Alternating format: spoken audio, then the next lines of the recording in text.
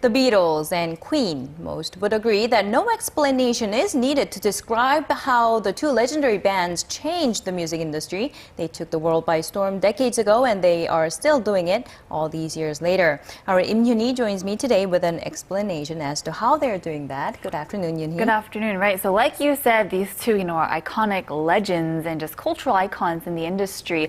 And so the two, it's been a few decades since the two bands have really been in their heyday, but they show that they're not done with producing music yet, so take a look.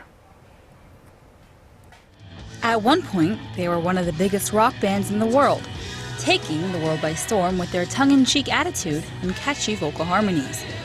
The four-member British rock band, also known as Queen, is one of the most legendary groups to enter the field. An influence of their work is still seen rippling through the music industry. It's estimated that they sold up to 300 million records, making them one of the best-selling music artists of all time. In 1974, Queen performed live at the Rainbow, new on the scene, but full of energy. The concert, considered a landmark in music history. And now, for the first time ever, the live music is being released to the public, containing unique and previously unreleased material. Queen live at the Rainbow 74 brings back memories that has fans everywhere dusting off their year.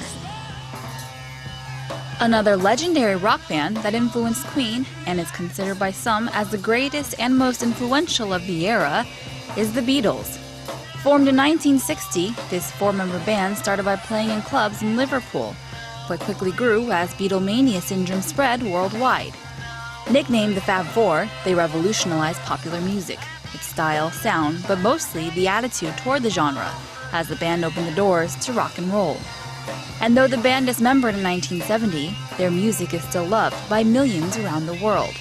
So the recently released Beatles mono vinyl remasters has Beatles fans everywhere breaking out their record players. The 14 albums have been restored to their original glory, each vinyl replicated precisely down to the original artwork. We are cutting straight from the analog tapes and referring to the original cutting notes. We're not trying to recreate the originals, but we're trying to produce the original intention. So it's pretty hard to get our hands on those special editions, though. Right, and it is, but it's available online, so if you do want to pay, it's very expensive for the set, but for the fans who are really into it, it's really worth it for them. And the surviving members of these bands are still very active, and Paul McCartney was scheduled to perform in Korea. Right, unfortunately, he was scheduled to perform earlier this year, but unfortunately he fell ill and had to cancel his tour, his visit to Korea, but hopefully he will be back. But at the age of 72, it's amazing that he still is going around performing for different countries and really just still sharing his music. And what about Queen? Right, so they are still active as well. So in fact, they recently did a collaboration with the singer-songwriter Adam Lambert, and they actually did perform here in Korea at the Supersonic Music Festival this past summer.